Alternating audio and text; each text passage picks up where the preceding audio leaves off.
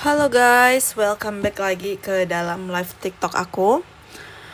Oke, seperti biasa ya, kita bakal bahas soal-soal FR lagi, teman-teman ya. Ini yang baru bergabung sekitar 18 orang. Oke, sebelum kita ke soalnya, aku mau kasih tahu ini ada seperti biasa 15 soal ya, dan juga jangan lupa di tap-tap layarnya dan boleh di-share link live TikTok aku ke teman kalian ataupun ke sosmed kalian, guys. Oke, sebelum ke soalnya, siapin dulu kertas kecil-kecil untuk melihat skor akhirnya berapa, teman-teman, dan benar berapa. Oke, nih gimana? Semangat nggak nih untuk lanjut ke live pembahasan FR lainnya, teman-teman? Kak, untuk Kak kabar R3 gimana ya? Kita tunggu aja dari pemerintah ya, Kak Justina ya. Aku juga belum tahu terkait kabar R3. Hadir Kak, halo Kak Yuda. Oke guys, tanpa lama-lama kita langsung aja ya mulai ke soalnya karena aku ada urusan lagi. Oke, untuk soal nomor 1, nah ini dia, silahkan dibaca untuk soal nomor 1. Ini kelihatan nggak nih? Soalnya kelihatan jelas tidak guys? Kelihatan jelas ya. Dan buat teman-teman yang ketinggalan nonton live aku, nanti aku upload ulang lagi live-nya di dalam YouTube. Yang ngerasa selama video di YouTube kenapa buram ya, itu diatur resolusi YouTube kalian, dipilih yang paling tinggi resolusinya guys, kayak gitu. Karena videonya terlalu panjang, jadi maka resolusinya otomatis kecil, jadi harus diatur manual teman-teman. Oke, lanjut ya ke soal nomor 1. Nah, di sini kita baca dulu pertanyaannya. Seorang bidan menemukan bahwa jumlah ibu hamil di desa binaannya mengalami peningkatan signifikan dibanding tahun lalu. Ia ingin melakukan evaluasi tren pertumbuhan tersebut menggunakan data kohor. Apa langkah pertama yang paling tepat dilakukan, guys? Kira-kira di YouTube uploadnya kapan ya? Kalau nggak pagi, sore ya. Kakak siapa ini tadi? Kakak Irma ya. Kalau nggak sore, pagi.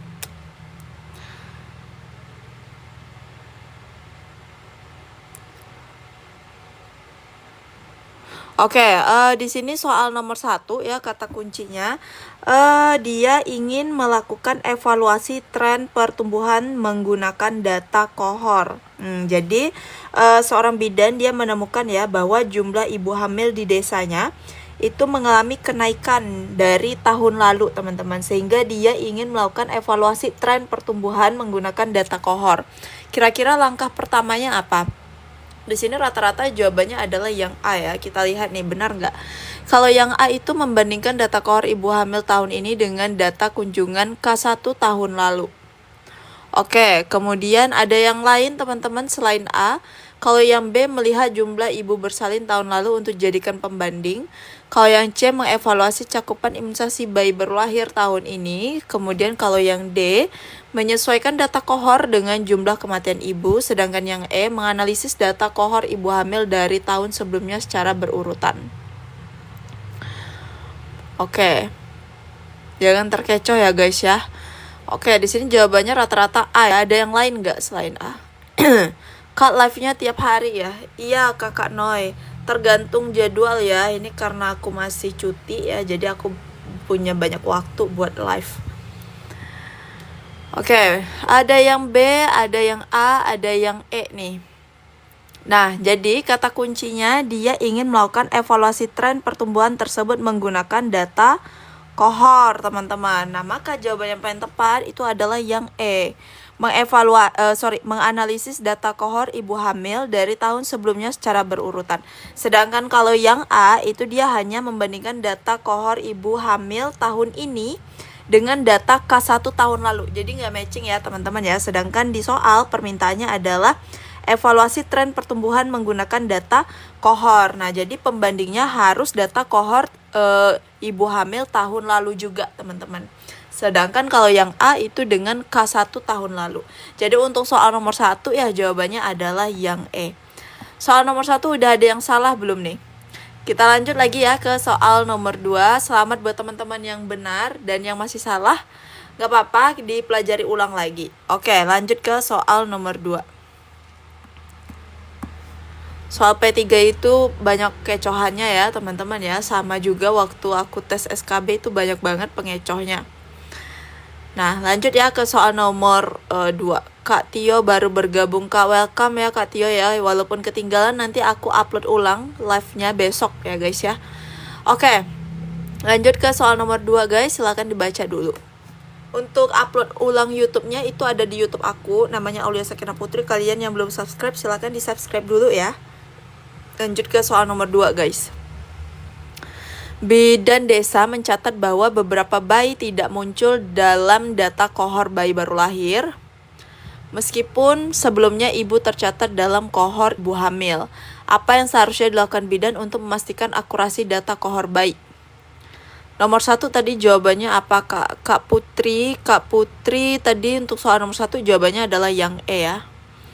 Oke, untuk soal nomor 2 ada yang B, ada yang C nih. Kira-kira mana ya? Kalau yang B memastikan pencatatan kelahiran dilakukan segera setelah persalinan. Kemudian kalau yang C mencocokkan data kelahiran dengan buku KIA dan kohor ibu hamil. Yang mana nih? Kak Cupa, Kak makasih banyak, aku sering nonton kakak, akhirnya aku lulus SKB CPNS. Wow, keren Kak Cupa ya. Kongres banget buat Kak Cupa dan sukses selalu Kak Cupa ya. Dan buat teman-teman yang akan ujian, semoga sukses juga ya guys. Semoga kalian lulus P3K tahun ini. Amin. Oke, untuk soal nomor 2, rata-rata di sini jawaban terbanyak adalah yang C. Yang penting cari kata kuncinya dulu guys ya. Cari kata kuncinya, matchingkan dengan opsinya. Seperti itu. Dan satu lagi harus teliti ya teman-teman ya. Karena ujian ini tuh banyak banget pengecohnya. Membuat kalian bingung. Makasih banyak Kak. Semoga Allah membahas kebaikan kakak. Makasih juga Kak Cupa ya. Sukses selalu Kak Cupa.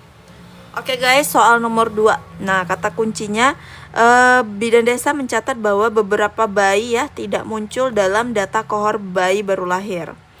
Nah, sebelumnya ibu tercatat nih dalam kohor ibu hamil. Jadi, seharusnya yang dilakukan bidan itu apa? Yaitu mencocokkan data kelahiran dengan buku KIA dan kohor ibu hamil, karena di sini ada beberapa bayi yang tidak muncul dalam kohor bayi ya, sedangkan ibunya sendiri tercatat dalam kohor ibu hamil. Nah, maka perlu dilakukan pengkajian ulang ya, dievaluasi ulang nih, yaitu dengan cara mencocokkan data kelahiran ya antara buku KIA dan juga kohor ibu hamil, teman-teman, seperti itu. Nah, kata kuncinya yang aku garis bawah ini.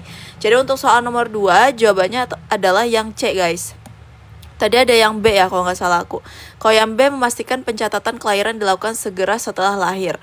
Setelah persalinan. Yang untuk B ini kurang tepat ya teman-teman ya. Karena kan dia ada beberapa bayi yang tidak muncul. Sedangkan ibunya ada di dalam kohor ibu hamil. Jadi dilakukan evaluasi ulang ya.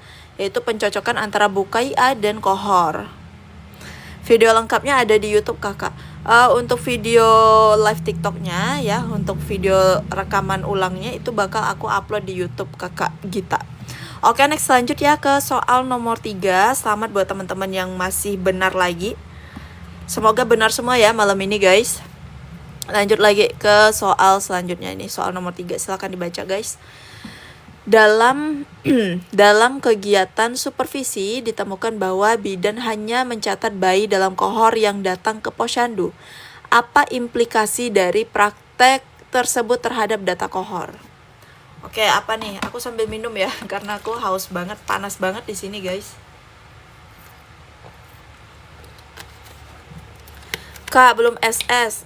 Buat teman-teman yang ketinggalan, nanti aku upload ulang aja di YouTube. Besok pagi atau besok sore ya. Jadi stay tune terus. Yang belum subscribe jangan lupa di subscribe guys. Oke, lanjut ke soal nomor 3 nih.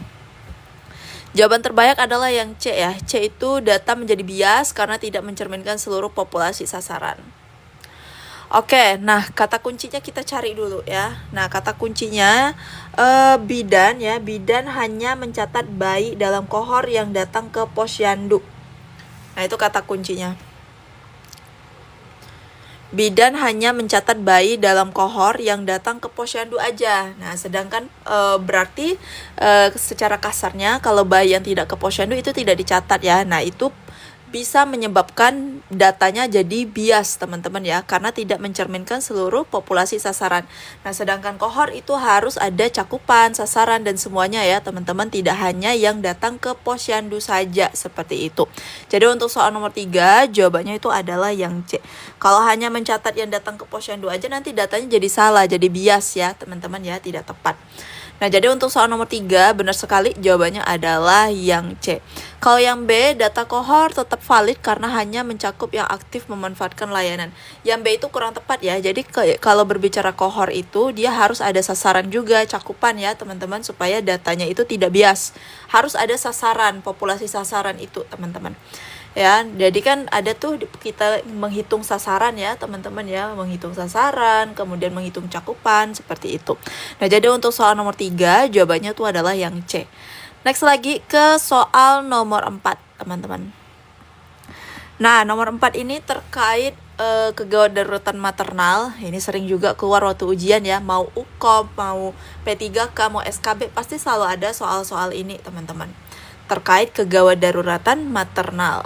Oke, soal nomor 4 kita baca dulu bareng-bareng nih. Seorang ibu hamil 30 minggu datang ke puskesmas dengan keluhan nyeri kepala hebat, penglihatan kabur, dan tekanan darah 170/110. Pemeriksaan urin menunjukkan protein urin positif 3. Apa prioritas utama sekali dalam penata laksanaan kasus ini, teman-teman? Oke, untuk alur preeklamsia ya, alur penanganan protap preeklamsia itu udah pernah aku share di dalam grup Telegram. Silahkan kalian baca-baca lagi nih materi-materi yang ada di grup Telegram. Itu banyak banget teman-teman. Ya, jadi dipelajari satu persatu sesuai dari FR-FR-nya aja. Oke, nanti abis dari live TikTok kita bahas FR-FR yang di-share admin di grup Tele ya. Apa prioritas utama nih? Kata kuncinya yaitu penglihatan kabur ya, nyeri kepala hebat, penglihatan kabur usia 30 minggu, tekanan darahnya nih 170, kemudian protein urin positif 3. Nah, ini kita suspek ke PEB ya, teman-teman ya, diagnosanya adalah PEB. Cara masuk grup Telegram gimana Kak? Nanti di akhir live aku kasih tahu ya. Masih ada banyak soal di belakang, nanti abis live nanti aku kasih tahu gimana cara untuk gabung ke dalam grup Telegram. Oke, jawaban di sini ada yang C, ada yang B. Nah, PEB ya, resiko PEB komplikasinya adalah terjadi eklamsia atau kejang, teman-teman, yang bisa menyebabkan kematian pada ibu dan juga bayi. Nah, jadi ya dia datangnya ke puskesmas nih, maka jawabannya harus kita rujuk. Tetapi sebelum dirujuk itu harus distabilkan dulu pasiennya. Ya, yaitu dengan apa? Pemberian MGSO 4 untuk mencegah terjadinya kejang, teman-teman. Ya, seperti itu. Nah, jadi untuk soal nomor 4 jawabannya adalah yang ya, benar ya, diagnosanya memang sudah PEB karena protein urinnya positif 3. Oke, jadi untuk soal nomor 4 ini jawabannya adalah yang C ya. Sebelum rujuk kita stabilkan dulu pasien, yaitu dengan pemberian MGS 4 dan antihipertensi lalu rujuk, teman-teman. Oke, jadi untuk soal nomor 4 jawabannya jelas sekali adalah yang C. Next kita lanjut lagi ke soal nomor 5.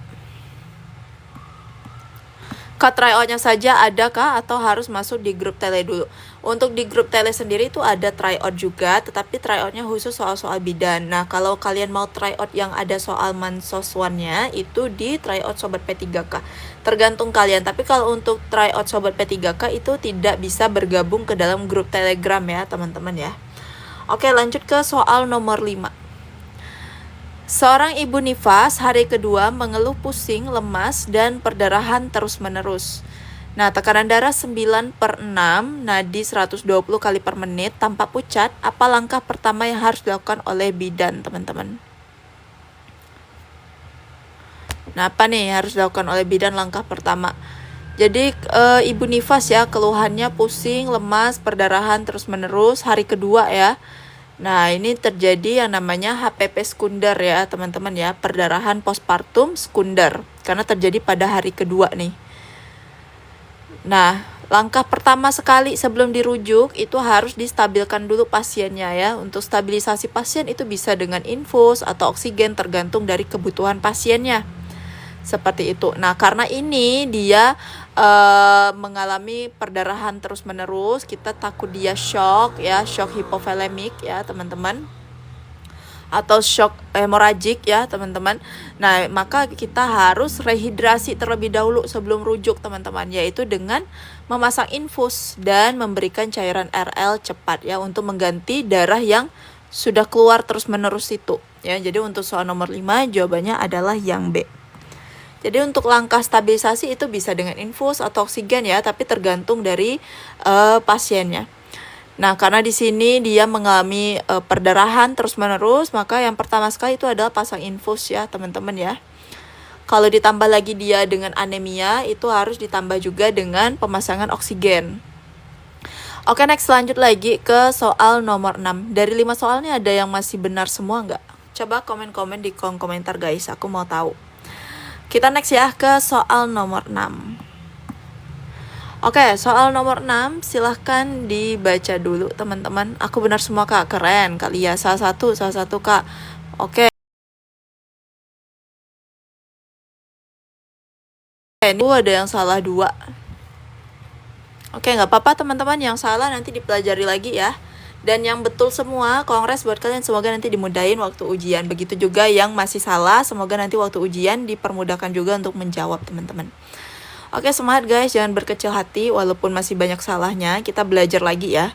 Untuk soal nomor 6 kita baca lagi. Seorang ibu hamil 10 minggu datang ke puskesmas dengan keluhan nyeri perut hebat sebelah kiri bawah dan keluar bercak darah.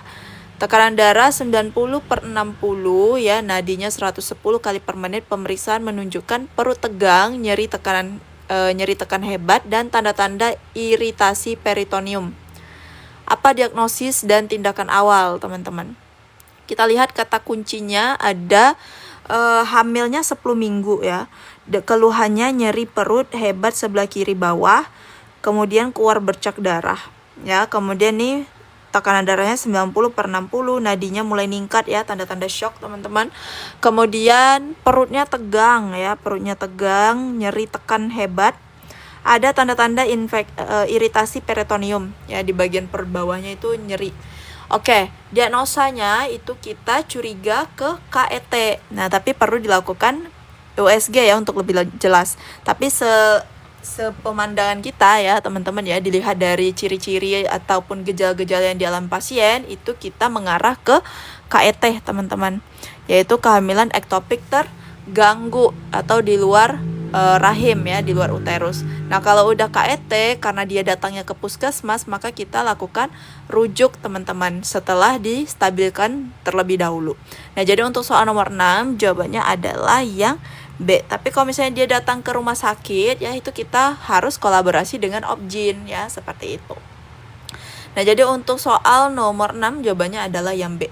Kalau kehamilan mola itu hamil anggur teman-teman. Kalau bahasa awamnya itu hamil anggur ya, berbenjol-benjol atau berbiji-biji seperti buah anggur lah bentuknya teman-teman, seperti itu. Kalau hamil mola dia nggak nyeri ya, dia nggak nyeri, cuman TFU-nya itu lebih besar dari usia kehamilan, kemudian hiperemesis ya teman-teman ya, seperti itu. Oke, lanjut lagi ke soal nomor 7 guys. Silakan dijawab untuk soal nomor 7. Nah, ini dia soal asfiksia. Asfiksia sering banget keluar waktu ujian P3K ya, teman-teman ya. Ini soal selalu muncul di ujian P3K, SKB, UKOM, dan lain sebagainya, teman-teman ya, terkait asfiksia. Dan untuk materi asfiksia sendiri udah pernah aku share di dalam grup Telegram. Silakan dibaca-baca lagi teman-teman terkait asfiksia karena sering muncul. Soal ini sering muncul ya. Oke, seorang bayi baru lahir dengan berat 2.900 gram tidak menangis spontan setelah lahir. Bayi tampak hipotonia, kemudian pernapasan lambat dan denyut jantung 90 kali per menit. Nah, langkah awal yang paling tepat teman-teman. Ada yang B, ada yang A, ada yang C. Ngelek kak. Ini videonya nggak ngelek ya teman-teman ya, jelas sekali ya. Apakah ada yang nge-lag nih? Mungkin teman-teman yang nge-lag coba keluar sebentar dari live aku terus gabung lagi guys. Jelas kak, oke Kak Sri Raya. Iya ya. Oke, ada yang A, ada yang B. Siap kamera. Jelas videonya Kak. Oke. Besok malam live lagi Kak. Iya, besok malam kita live lagi ya. Ini besok malam kira-kira mau live atau enggak nih? Atau udah mulai bosan mungkin? Semoga kalian gak bosan ya nontonin live aku ya guys ya. Live Kak. Oke, live dong. Oke, kita live lagi ya besok ya seperti biasa jam 8 malam guys.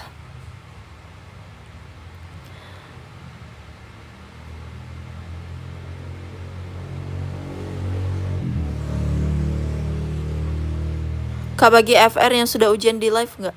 Untuk FR-nya udah aku sematkan di dalam grup Telegram ya teman-teman ya. Dan pembahasan FR-nya juga sudah disematkan di grup Telegram. Nanti habis live kita bahas lagi FR yang terbaru guys. Seorang bayi baru lahir ya. Di sini dia tidak dibilang lahirnya di mana. Anggaplah ini lahir di PMB ya teman-teman ya. Di sini seorang bayi baru lahir di PMB dengan berat 2.900 gram ya. Tidak menangis spontan setelah lahir. Oke, kata kuncinya bayi tanpa hipotonia ya, artinya tonus ototnya itu lemah. Kemudian pernapasannya lambat, denyut jantungnya 90 kali per menit. Langkah awal yang tepat dilakukan. Nah, ini berdasarkan protap dari asfiksia. Itu kan ada pertama sekali penanganan langkah awal dari resusitasi. Ini lahir di PMB guys, lahir di PMB ya, bukan di rumah sakit ya, lahir di PMB. Kalau yang A, lakukan suction mulut dan hidung lalu amati kembali. Kemudian yang B, berikan nafas bantuan dengan ambubek dan mas 40-60 kali per menit. Kemudian segera lakukan kompresi dada dan ventilasi. Beri oksigen dengan sungkup ya. Sorry, ini sungkup teman-teman. Sungkup tanpa ventilasi. Nah, kemudian tunggu hingga bayi menangis sambil menghangatkan. Oke, untuk langkah pertama resusitasi itu adalah jaga kehangatan, kemudian isap lendir ya, kemudian ada posisikan kembali ya teman-teman ya. Di dalam protap asfiksia itu ada langkah-langkah pertama sekali sebelum dilakukan resusitasi teman-teman, atau langkah awal resusitasi. Nah, yaitu kita lakukan isap lendir atau suction ya teman-teman ya, suction mulut dan hidung lalu diamati kembali ya, seperti itu. Kalau misalnya masih juga belum membaik atau masih asfiksia bayinya, baru kita lanjut ke ventilasi ya teman-teman ya, seperti itu. Tergantung lagi dari denyut jantungnya. Kalau di bawah 60 lakukan kompresi dada. Nah, karena di sini denyut jantungnya 90 kali per menit ya, yang pertama sekali itu isap dulu lendir, jaga kehangatan, reposisi ulang ya teman-teman ya. Kemudian baru diamati kembali. Kalau misalnya denyut jantungnya itu masih 90 kali per menit, lakukan ventilasi ya. Tapi kalau misalnya denyut jantungnya di bawah 60, dilakukan kompresi dada. Oke, jadi untuk soal nomor 7 ya, jawabannya adalah yang A. Live yang semalam di-share lagi Kak. Udah aku share di YouTube Kakak Uca. Coba ditonton ulang lagi ya. Oke, ya Haikal ya. Haikal jaga hangat ya, hangatkan, kemudian isap lendir ya teman-teman ya. Oke, untuk soal nomor 7 jawabannya adalah yang A. Next kita lanjut lagi ke soal nomor 8. Nah, ini dia soal nomor 8. Ini grok-grok ya, sorry. Ini suaranya kok grup-grup, grok-grok guys. Di YouTube kayaknya juga disingkat Kak. Disingkat gimana ya? Oh, nanti aku cek ulang lagi ya yang di YouTube. Kak Ais, semangat untuk yang tahap 2, catat semua FR ya. Sehat selalu Kak Aulia sayang. Aku lulus tahap pertama. Wow, keren Kak Ais. Congrats ya buat Kak Ais ya. Sukses selalu Kak Ais. Dan ya salam juga. Semoga kedepannya selalu sukses buat Kak Ais dan teman-teman yang P3K tahap kedua. Sukses juga buat kalian. Dan ya benar nih, ada nasihat dari Kak Ais, yaitu dicatat ya semua FR-nya, jangan cuma dibaca tapi dicatat juga. Kemudian dipelajari lagi, dicari lagi di materi-materi yang udah di-share sama admin di grup Telegram. Supaya kalian bisa lulus juga ya, itu salah satu tips and trick dari Kak Ais ya. Oke. Nah, untuk soal nomor 8, bayi usia 3 jam tampak sesak ya. Ini maksudnya bayi lahir dengan usia 3 jam ya teman-teman ya. Lahir usia 3 jam, sesak. napas cepat lebih dari 70 kali per menit, retraksi dada dan suara grok-grok, SPO2 90%, bayi lahir spontan cukup bulan tanpa komplikasi. Tindakan awal teman-teman. Jawaban terbanyak adalah yang C, berikan oksigen dan rujuk segera. Kita lihat ya jawabannya itu yang mana yang benar. Ada yang C, ada yang E. Ada yang C, ada yang E. Oke, nah jadi di sini bayi baru lahirnya usia 3 jam ya teman-teman ya. Kelihatan sesak. Kemudian nafasnya cepat ya, 70 kali per menit. Ada suara grok-grok juga. Nah, kemudian saturasi itu 90% teman-teman. Dia lahir spontan cukup bulan ya, tanpa ada komplikasi. Jadi dia lahirnya itu spontan cukup bulan ya, tanpa ada komplikasi. Artinya tidak ada asfiksia juga. Nah, tindakan awal yang tepat itu apa? Kalau yang A, menunda menyusui dan memantau napas selama 6 jam. Ya, ini kelamaan ya untuk yang A, bukan. Kalau yang B, menenangkan bayi dan menyelimuti rapat, yang B juga bukan solusi ya. Kemudian yang C, berikan oksigen dan rujuk segera ke fase keselanjutan. Yang D, beri ASI untuk merangsang pernapasan spontan. Kemudian yang E, melakukan suction dan observasi selama 24 jam. Oke, kira-kira tindakan awalnya apa nih?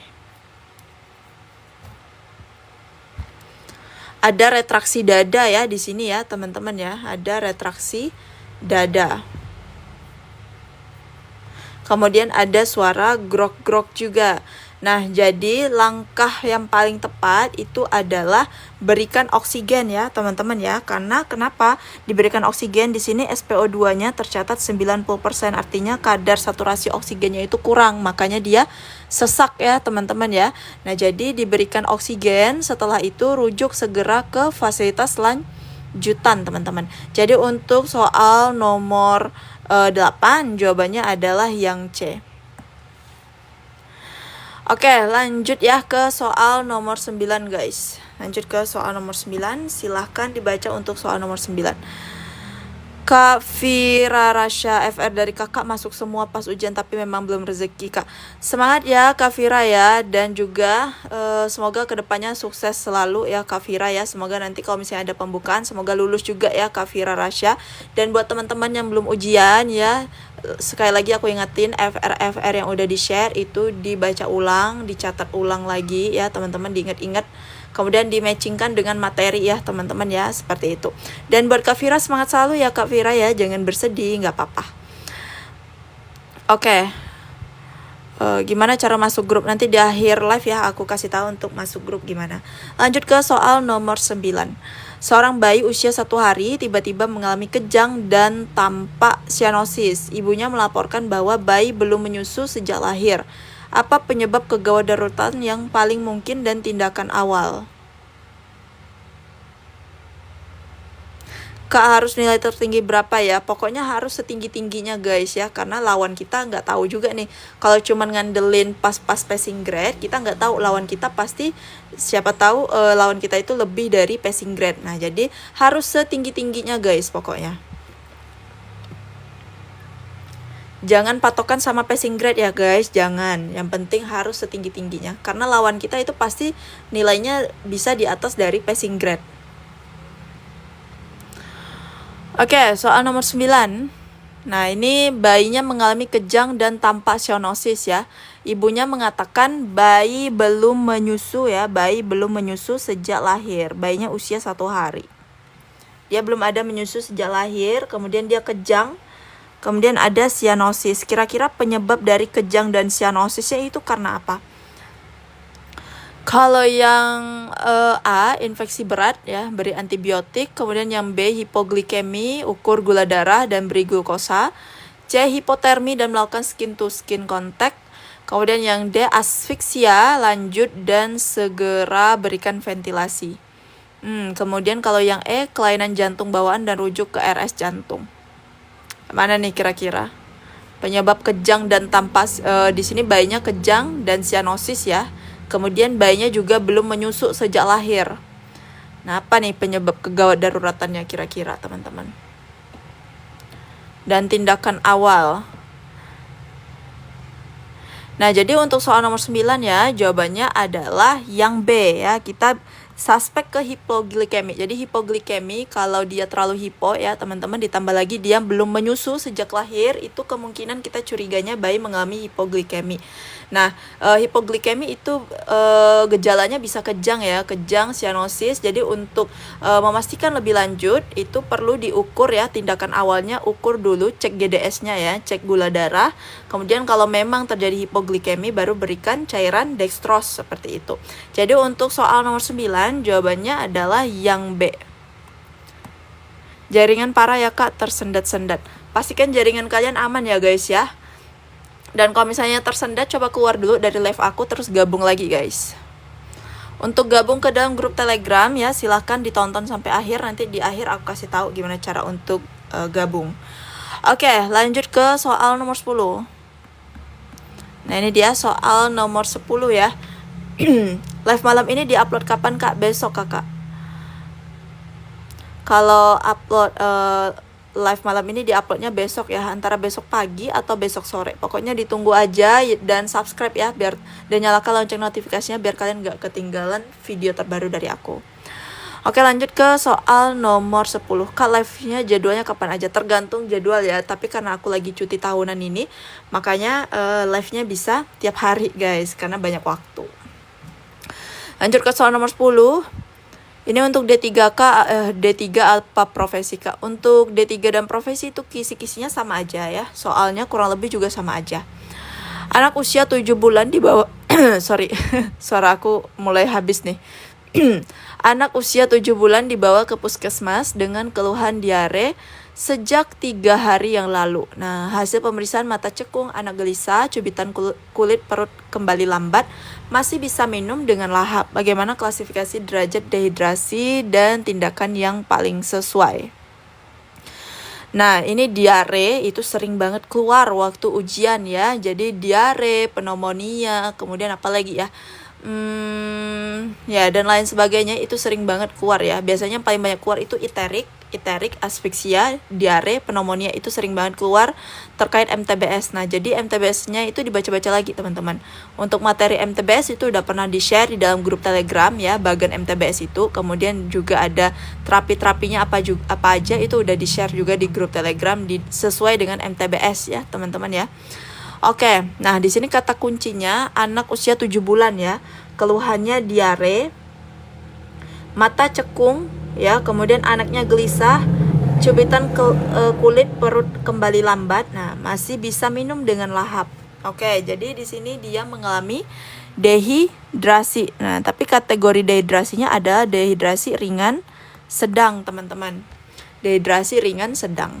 Oke. Kalau dehidrasi ringan sedang, maka dilakukan apa? Terapi rehidrasi oral di puskesmas, teman-teman ya. Kalau di puskesmas di rehidrasi oral ya, kemudian di rumah itu bisa dengan Oralit ya untuk rehidrasinya, Oralit, dan juga berikan zinc untuk menghentikan diarenya, teman-teman. Tapi kalau untuk rehidrasinya dengan cairan Oralit di rumah. Oke, jadi untuk soal nomor 10 ya, jawabannya adalah yang D. Yang D ini bukan jawaban aku ya, tapi ini jawaban dari bagian MTBS-nya sendiri. Nah, ini ada di rencana terapi B, teman-teman ya. Jadi dehidrasi sedang itu tindakannya adalah terapi rehidrasi oral di puskesmas. Kalau di rumah itu bisa diberikan nanti Oralit dan zinc juga selama 10 hari berturut-turut. Oke, untuk soal nomor 10 ya, jawabannya adalah yang D. Lanjut lagi ke soal nomor 11 guys. Ini kita ada 15 kayaknya ya. Kita lihat aja sampai akhir berapa nih. Kalau nggak salah aku ada 15. Dan untuk dosis zinc sendiri itu ada di bagian MTBS ya teman-teman ya. Dia harus diberikan 1 kali 1 ya teman-teman selama 10 hari berturut-turut. Walaupun diarenya sudah berhenti sebelum 10 hari tetap harus diberikan. Lanjut ya ke soal nomor 11. Balita 18 bulan datang dengan demam sejak 2 hari. Hasil pemeriksaan napas 55 kali per menit, retraksi dinding dada, tidak ada stridor. Bagaimana klasifikasi dan tata laksana awal menurut MTBS? Teman-teman silahkan dijawab untuk soal nomor 11. Oke, kita lihat dulu nih keluhannya demam ya. Keluhan demam 2 hari, kemudian Ini nafas ya teman-teman ya, sorry. Napas 55 kali per menit. Nah, nafasnya ini cepat ya dengan usia 18 bulan. Kemudian ada retraksi dinding dada, tetapi tidak ada stridor ya. Klasifikasi tata laksananya itu apa? Jadi ini masuk ke klasifikasi apa dan tata laksana awal, teman-teman. Nah, ini lagi-lagi sering keluar ya di MTBS terkait pneumonia ya. Ini tuh pneumonia, tapi pneumonia sendiri tuh ada banyak klasifikasinya tergantung dari gejala ya. Ada pneumonia berat, ada pneumonia aja ya, teman-teman ya. Ada batuk tapi bukan pneumonia, itu ada di dalam MTBS dan juga terapinya, teman-teman. Nah, karena di sini kita lihat ya dari gejala ada demam, kemudian nafas cepat, kemudian ditambah lagi ada retraksi dinding dada. Ini klasifikasinya masuk ke mengarah ke pneumonia berat, teman-teman. Nah, jadi kalau pneumonia berat itu adalah rujuk segera ya, teman-teman ya, rujuk segera ke vaskes yang lebih tinggi. Tetapi kalau misalnya di soal itu hanya napas cepat saja tanpa ada retraksi dinding dada, itu kategorinya pneumonia, teman-teman. Ya, karena di sini di soal ini ada retraksi dinding dada, maka dia klasifikasinya pneumonia berat ya, itu sesuai dengan MTBS dan tindakannya adalah rujuk segera. Jadi untuk soal nomor 11 jawabannya adalah yang C. Oke, lanjut ya ke soal nomor 12. Oke, dari 11 soal ada yang masih benar semua nggak nih? Alhamdulillah ya. Oke, keren Kak Asa. Nomor berapa ya tadi? Nomor 12 ya sekarang ya. Nomor 12 guys, ada 15 soal ini. 3 soal lagi. 3 soal lagi ya, Kak Alfarisia. 2 salah Kak, oke keren Kak Lufiu ya, nggak apa-apa. Soal nomor 12 kita baca bareng-bareng. Anak 2 tahun dibawa karena ruam kulit ya, ruam kulit dan demam. Kak, besok bahas soal PHBS ya. Oke, kita lihat ya besok kita bahas soal apa lagi nih. Karena ruam kulit dan demam ya, keluhannya usia 2 tahun, pemeriksaan ruam merah di seluruh tubuh, terdapat bercak komplik di mulut, kemudian mata merah, batuk ringan ya, kemudian suhu 39 derajat Celcius. Klasifikasi MTBS dan tindakan yang tepat itu apa, teman-teman? Yang C ini campak ya guys ya, sorry ya, typo ini campak. Nah, di sini kata kuncinya ada ruam kulit, demam ya, kemudian ruam di seluruh tubuh, ada bercak di mulut ya teman-teman ya, bercak putih ya, bercak putih di mulut, kemudian matanya merah, batuk ringan, suhunya 39 ya, ini demam ini. Nah, klasifikasi MTBS-nya itu apa? Lagi-lagi dibaca-baca ya teman-teman ya terkait MTBS, kemudian bayi-bayi HIV ya, itu penanganan MTBS-nya juga ada terkait bayi HIV ya. Memang sih jarang keluar kalau yang terkait HIV, tapi nggak apa-apa dibaca aja. Kadang ada beberapa orang ya paketnya itu dapat terkait penanganan bayi dengan HIV seperti itu. Nah, ini klasifikasinya campak ya teman-teman ya, yaitu karena ada ruam ya. Pertama ada demam ya, di sini suhu 39 demam. Kemudian ruam ya, ruam kulit, kemudian dia ada matanya merah ya, teman-teman ya, mata merah. Nah, ini klasifikasinya adalah campak ya, campak, dan terapinya itu berikan vitamin A ya, teman-teman ya. Jadi untuk soal nomor 12 jawabannya adalah yang C, yaitu klasifikasi sesuai dengan MTBS campak dan di terapinya berikan vitamin A, teman-teman. Jadi untuk soal nomor 12 jawabannya itu adalah yang C, karena gejala campak itu demam ya, ruam kulit, kemudian matanya merah ya, ada batuk juga. Seperti itu. Jadi untuk soal nomor 12 jawabannya adalah yang C. Lanjut ke soal nomor 13 guys. Lanjut ke soal nomor 13. Buat teman-teman yang ketinggalan atau yang baru gabung, tenang aja, besok aku upload ulang rekamannya di dalam YouTube ya teman-teman ya. Antara pagi atau sore. Pokoknya yang belum subscribe dulu dan nyalakan lonceng notifikasinya supaya kalian gak ketinggalan. Oke, masih ada 2 soal lagi di belakang. Kita lanjut dulu nih soal nomor 13. Seorang perempuan usia 16 tahun bertanya kepada bidan tentang penggunaan kontrasepsi untuk mencegah kehamilan setelah hubungan seksual tanpa pengaman. Apa jawaban yang paling tepat untuk mencerminkan prinsip edukasi kesehatan reproduksi remaja? Oke, ini soal nomor 13 gampang lah ya. Rata-rata jawabannya adalah yang C. Ada juga yang B. Nah, kata kuncinya di sini si remaja ini bertanya ya terkait penggunaan kontrasepsi untuk mencegah kehamilan setelah berhubungan seksual tanpa pengaman. Nah, jawaban yang paling tepat itu adalah memberikan informasi kontrasepsi darurat dan konseling, teman-teman. Ya, karena kan dia bertanya terkait penggunaan kontrasepsi untuk mencegah kehamilan seperti itu. Nah, jadi untuk soal nomor 13 jawabannya adalah yang C. Lanjut lagi ke soal nomor 14. Rata-rata udah pada benar semua lah ya untuk soal nomor 13 tadi. Nomor 14, ini gampang lah ini. Wanita usia 35 tahun P3A0 ingin menunda kehamilan selama beberapa tahun ke depan dan mengeluh sering lupa minum pil. Metode kontrasepsi jangka panjang yang paling tepat disarankan apa, teman-teman? Ini gampang lah ya, nomor 14 nih kayaknya pada benar semua. Ya benar, yaitu IUD, teman-teman ya. Jadi untuk kontrasepsi jangka panjang itu ada IUD dan implan. Nah, kenapa tidak MOW?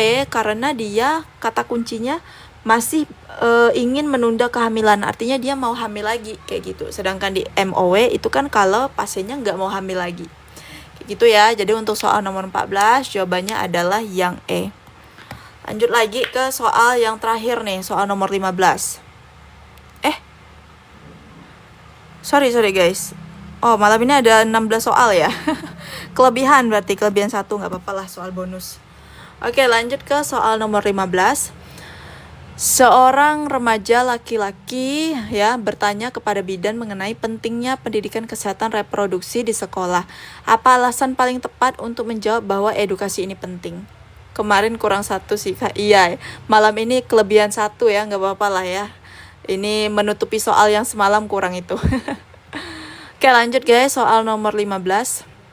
Jawaban yang terbaik adalah yang C. Ya, ini gampang lah ya untuk soal nomor 15. Ini kayak soal penalaran biasa aja. Nah, jadi kata kuncinya ya, dia bertanya kepada bidan terkait pentingnya pendidikan kesehatan reproduksi di sekolah.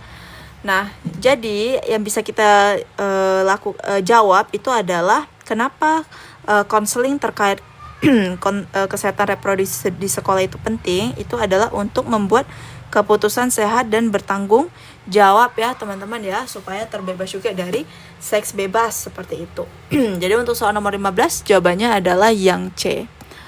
Oke, next kita ke soal yang terakhir guys, soal nomor 16 ya. Ini soal yang kelebihan, ini soal bonus. Kak Aulia love you, sehat selalu ya. Love you too Kak Mira ya. Dan juga sehat selalu buat Kak Mira. Semangat ya guys ya. Yang belum ujian tetap selalu semangat. Yang sudah ujian semoga hasilnya memuaskan teman-teman. Besok live kakak. Kita live lagi ya jam 8 malam besok. Oke, soal nomor 16. Wanita usia 28 tahun datang ke klinik dengan keluhan keputihan yang berbau dan gatal. Setelah edukasi tentang kebersihan organ reproduksi, pasien bertanya bagaimana cara mencegah infeksi saluran reproduksi. Nah, saran terbaik yang mencerminkan pendekatan promotif ya teman-teman ya, tindakan promotif. Live-nya bagus soalnya gabung semua, tidak melulu kehamilan atau persalinan. Thank you Kak No ya. Kak, campak berat mana nih? Kak, campak berat sama campak apa perbedaannya ya Kak? Mungkin bisa Kakak jawab di menit terakhir. Kak Alfarisi nanti aku bahas aja di dalam grup ya Kak Alfarisi ya. Aku bahas nanti di grup D3 dan juga grup ahli pertama atau D4 dan S1 profesi. Oke, nomor 16 ya. Di sini pendekatan promotifnya dengan pasien keluhan keputihan yang berbau dan gatal ya, teman-teman ya. Edukasi yang paling tepat di sini dia bertanya terkait pencegahan infeksi saluran reproduksi, yaitu dengan selalu menjaga area genital ya, dan segera periksa jika ada keluhan seperti itu teman-teman. Jadi untuk soal nomor 16 ya jawabannya adalah yang D. Oke guys, segitu aja 16 soal dari aku. Semoga bisa membantu persiapan P3K kalian. Dan semoga kalian gak bosan ya nonton live aku. Dan juga sukses selalu buat kalian yang mau ujian. Dan yang udah ujian, semoga hasilnya memuaskan. Dan semoga lulus di tahun ini. Oke guys, buat kalian yang mau gabung ke dalam grup Telegram, kalian silahkan pergi ke Instagram lolosnya ASN. Nah, jangan lupa di-follow dulu, kemudian kalian bisa klik WA admin di sini ya. WA ini khusus WA admin bidan, guys. Jadi kalau misalnya kalian mau gabung ke dalam grup Telegram, silahkan klik aja link WA admin di sini. Oke? Dan buat yang tadi yang bertanya terkait campak berat dan campak biasa, itu apa perbedaannya? Nanti aku bahas aja di dalam grup Telegram habis ini ya, guys ya, bentar lagi. Oke, segitu aja dari aku. Terlebih kurang aku mohon maaf. Untuk besok kita masih ada live lagi, yaitu jam 8 malam seperti biasa. Segitu aja dari aku. Terlebih kurang aku mohon maaf. Sampai jumpa di live besok. Bye-bye. Dan oh ya, satu lagi aku lupa nih. Ada yang benar semua nggak? Dari ke-16 soal itu ada yang benar semua nggak? Oke, Kak, makasih banyak. Sama-sama, guys. Ada yang benar semua? Atau ada yang salah satu, salah dua? Ada yang benar semua nggak di sini? Salah 4 Kak, benar 11, salah 2, salah 2. Oke, sip. Oke guys, segitu aja lah ya. Buat teman-teman yang salah, silahkan dipelajari ulang lagi ya. Jangan berkecil hati, semoga nanti waktu ujian benar semua. Oke, kita lanjut lagi live-nya besok ya. Sekian dari aku, bye-bye.